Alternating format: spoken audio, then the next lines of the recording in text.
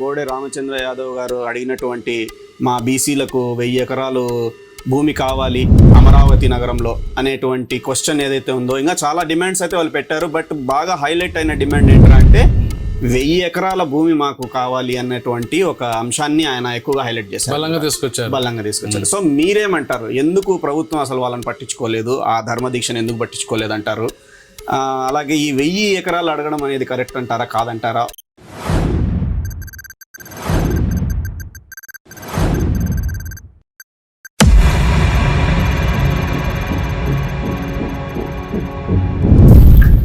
అస్సలం అయికం వరహ్మతుల్లాహి వబరకాతుహు. అందరికీ నమస్కారం ఫ్రెండ్స్. పత్తి సుబ్బరాయుడు గారితో మరొకసారి ఒక చర్చ జరుపుదామని చెప్పేసి నేను ఇక్కడికి వచ్చేసాను అనమాట. ఏమాత్రం ఆలస్యం చేయకుండా మన పత్తి సుబ్బరాయుడు గారికి వెల్కమ్ చెప్పేద్దాము. మన అమరావతి గురించి ఇప్పుడు ఒక చక్కటి అంశం మాట్లాడబోతున్నాం అనమాట. నమస్కారం సార్. నమస్తే మస్తాన్ గారు. నమస్తే. మరొకసారి మా మాస్ మీడియా ప్రేక్షకుల ముందుకు మీ విలువైన సమయాన్ని కేటాయించి వచ్చినందుకు ధన్యవాదాలు. సంతోషం. నువ్వు శ్రమ పడుతున్నావు రాష్ట్రం గురించి కానీ రాష్ట్ర ప్రజల గురించి కానీ. నువ్వు చాలా విషయాల్లో శ్రమ పడుతున్నావు, చాలా అంశాల్లో ప్రజలకు తీసుకెళ్దామని నువ్వు వస్తున్నావు. నువ్వు శ్రమ పడుతున్నావు, నాకు సంతోషంగా ఉంది. ప్రజలు, మన రాష్ట్ర ప్రజలు బాగుపడాలి, అభివృద్ధిలోకి రావాలి. ఒక మంచి మెసేజ్, మంచి మెసేజ్ మనం సమాజానికి ఇవ్వాలి, ప్రజలకు తెలియాలి. సో తప్పకుండా సార్, మీ విలువైన సమాచారాన్ని నేను వాళ్ళ దాకా చేరవేస్తానని చెప్పేసి నేను కూడా ఈ ప్రయత్నం అయితే చేస్తూనే ఉంటాను.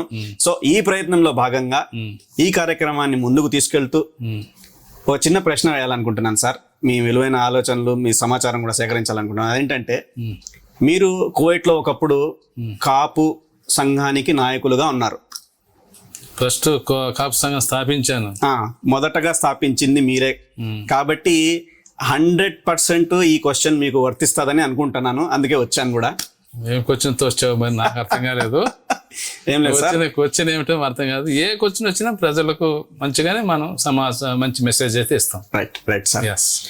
ఏం లేదు సార్, ఇటీవలి కాలంలో ఒక 2-3 డేస్ బిఫోర్ నుంచి కూడా ఆంధ్రప్రదేశ్లో బోడే రామచంద్ర యాదవ్ అనే ఒక నాయకుడు బీసీవై పార్టీ అని స్థాపించి ఆయన గారు ఒక నిరాహార దీక్ష కూడా చేశారనమాట.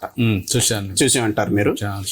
దాన్ని ప్రభుత్వం పట్టించుకోలేదు, అసలు ఎవరు కూడా పట్టించుకోవడం లేదు. ఆయన ప్రాణాపాయం స్థితికి వచ్చేసినంత వరకు కూడా అసలు పలకరించలేదు, ఎవరు పట్టించుకోవడం లేదు, దాన్ని ఊసే ఎత్తలేదు అని చెప్పేసి ధర్మదీక్ష సంథింగ్ ఏదో పేరుంది, అది కాస్త ఇప్పుడు రూపు మార్చుకుంది సంథింగ్ అని చెప్పేసి వాళ్ళు బాధపడుతున్నారు. అంటే వాళ్ళ బాధను వాళ్ళు చెప్పుకున్నారనమాట.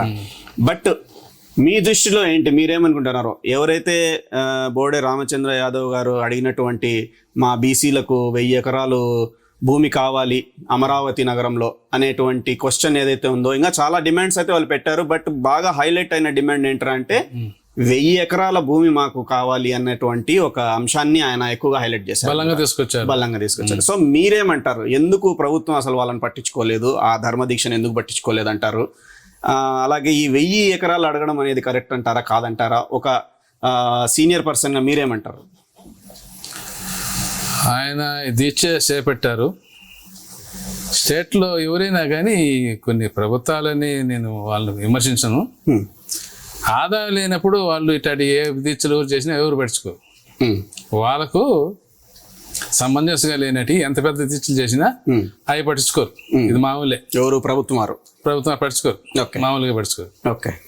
ఆయన 1000 ఎకరాలు అన్నాడు, ఆయన కోరుకోవడంలో తప్పులేదు, ఆయన డిమాండ్ కోరుకోవడం తప్పులేదు. అలాగే నేను కాపు బలిజ సామాజిక వర్గానికి సంబంధించి నేను కూడా 4000 ఎకరాలు కోరుకోవడంలో ఏం తప్పులేదు. ఏంటి సార్ మీరు మాట్లాడేది? అవును, మరి మేము 40% మేము ఉన్నాం. ఆయన డిమాండ్ ఆయన చెప్పాడు, సంతోషం. కానీ నా సామాజిక వర్గం, నా కాపు బలిజ సామాజిక వర్గం ఈ 30% అంటారు, 28% అంటారు, 35% అంటారు, ఇలా చెప్తున్నారు. చాలా మందికి ఓట్లే లేవు మాకు.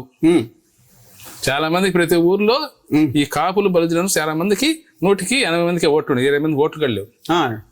అంటే శాతాన్ని వాళ్ళు తగ్గించి పెట్టున్నారు. Okay okay okay. దీన్ని బట్టి చూస్తే మేము 40% ఉన్నది మా సామాజిక అంటే ప్రభుత్వ పరంగా 30%, బట్ ఉన్నది 40%. 40% నిజానికి 40% ఉన్నారు. ఎందుకంటే ప్రతి ఊర్లో 80 మందికి ఓట్లు, 20 మందికి ఓట్లు లేవు.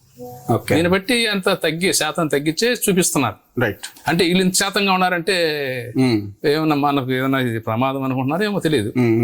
కాబట్టి ఆయన 1000 ఎకరాలు కోరుకుంటే మేము కూడా 4000 ఎకరాలు మా సామాజిక వర్గానికి ఇవ్వాలని మేము కోరుకున్నాం. ఎందుకంటే అనుకుంటారు అందరూ మా సామాజిక వర్గం వెనక, మా సామాజిక వెనకబడి ఉన్నాను. అందరికంటే వెనకబడిన సామాజిక వర్గం ఏంటంటే కాపు బలిజ సామాజిక వర్గం. ఇది అందరికంటే వెనకబడిన సామాజిక వర్గం మేమే. దీంట్లో ఎలాంటి సందేహం లేదు అనుకోవచ్చు. ఒకప్పుడు ఎంతో కష్టపడి ఐఏఎస్ ఆఫీసర్లు అయినా చదువుకుంటే అట్లాగా ఎంత చదువుకున్నా కానీ మా సామాజిక వర్గానికి అలాంటి ఉన్నత పదవులను రానియకుండా రాజకీయంతో చేస్తూ పక్కకు ఇది అనదొక్కేస్తారు. ఇది వాస్తవం. తర్వాత ఇంకా మిగతా చాలా సామాజిక వర్గాలు ఉన్నాయి, వాళ్ళు వస్తారు. 3% నేను అదే అడగదాం అనుకున్నాను సార్. ఇప్పుడు ఈ పార్టీ వాళ్ళు వచ్చేసి బీసీలకు 1000 ఎకరాలు అడిగారు, మీరేమో 40% ఉన్నాం మేము కాబట్టి మాకు 3000 కావాలంటున్నారు. 3000 ఎకరాలు. మిగతా కమ్యూనిటీస్ వాళ్ళు ఎవరైనా వస్తే ఏంటి పరిస్థితి? వాళ్ళు అడుగుతారు, మేము 3% ఉన్నాం మాకు 300 ఎకరాలు కావాలి, మేము 2% ఉన్నాం మాకు 200 ఎకరాలు కావాలి, మేము 5% ఉన్నాం మాకు 500 ఎకరాలు కావాలి. ప్రతి ఒక్కరు అడుగుతారు, ప్రతి ఒక్కరు డిమాండ్ చేస్తారు. అది అందరికి సంబంధం. వాళ్ళు అడిగేదానికి వాళ్ళు ఎవరు అడిగినా కానీ వాళ్ళు మనం తప్పుపడడానికి లేదు. కానీ అంత భూమి ఆడ తీసుకొని ఎందుకు ఇవ్వాలి, ఎందుకు ఇవ్వకూడదు అనేది ఇక్కడ ఒక ప్రశ్నార్థకం. రైట్. కాబట్టి మనం అలాంటిది కాదు. ఆయన చేశాడు, ఆయన చేసిన దానికి ఆయన రామచంద్ర యాదవ్ గారు ఆయన చేసిన కృషి అభినందనే. అంటే ఆయన సామాజిక వర్గం వరకు అది ఓకే, ఆయన మాట్లాడిన దాంట్లో మనం తప్పలేదు, ఆయన కోరుకోవడంలో తప్పలేదు. రైట్. మరి ప్రభుత్వ పరంగా ఏంటంటారు? ఎందుకు ప్రభుత్వ పరంగా ఇవన్నీ ఇంకా అన్ని అంశాలు, అన్ని ఇష్యూలు వస్తాయి. వాళ్ళు చేయలేరు కూడా, నాకు తెలిసి వాళ్ళు చేయలేరు కూడా. ఈ విషయం వాళ్ళు చేయలేరు. అంటే క్లుప్తంగా చెప్పడం ఏంటంటే మన పత్తి సుబ్బరాయుడు గారు, ఇది కేవలం ఒక బీసీలకో ఓసీలకో ఇద్దు మైనారిటీస్కో అన్నట్టు కాకుండా మొత్తం రాష్ట్ర వ్యాప్తంగా డెవలప్ చేయాల్సిన అంశం అమరావతి. అందరికీ సరిసమానంగా ఉండాలి, ఈక్వాలిటీ ఉండాలి, న్యాయపరంగా ఉండాలి అనేది ఆ దృక్పథాన్ని దృష్టిలో పెట్టుకునే మన సీఎం గారు కానివ్వండి, ఇప్పుడు ఉన్నటువంటి కూటమి ప్రభుత్వం కానివ్వండి, ఈ అంశాన్ని పైన వాళ్ళు ఎవరు కూడా నోరు విప్పలేదు అనేది ఆయన చెప్పడం. అంతే కదా సార్? ఈ రామచంద్ర యాదవ్ గారు చేసిన ఈ విషయంలో ఇప్పుడు ప్రతి ఒక్క అన్ని సామాజిక వర్గాలకు తగిన విధంగా న్యాయ మార్గంలో ఆ అమరావతి గాని నిర్మాణం జరగకపోతే చాలా ఇబ్బందులు అయితే ఎదురవుతాయి. అదేలా? అంతే. మరి ఇప్పుడు అందరికీ లేదు, వాళ్ళు చేస్తున్నది ఎలా చేస్తున్నారో గమ్మనుంటే అది వేరే విషయం. కానీ ఒక వర్గానికి చేసి ఒక వర్గానికి చేయలేదు అనుకున్నారు అనుకోండి, ఏదన్నా ఇట్లాంటి డిమాండ్లు, అది అందరికీ ఇబ్బందికరంగానే తయారవుతుంది. అలా లేకుండా అన్ని సామాజిక వర్గాలకు అన్ని విధాలుగా కలిసి అమరావతి నిర్మాణంలో కూడా అందరికి భాగస్వాములుగా అందరికి సమన్వయం జరిగేట్టుగా చూడాలి. అది ప్రభుత్వ బాధ్యత. సో చాలా క్లుప్తంగా చెప్పినారు సార్. నిజంగా నేను కూడా అయితే అనుకున్నాను, బట్ మీరు ఇంకా క్లుప్తంగా వివరంగా మన తెలియని వాళ్ళకి తెలిసేలాగా చెప్పారు. చాలా సంతోషం. Thank you. మీ విలువైన సమయాన్ని కేటాయించి ఈ క్వశ్చన్ ఆన్సర్ ఇచ్చారు.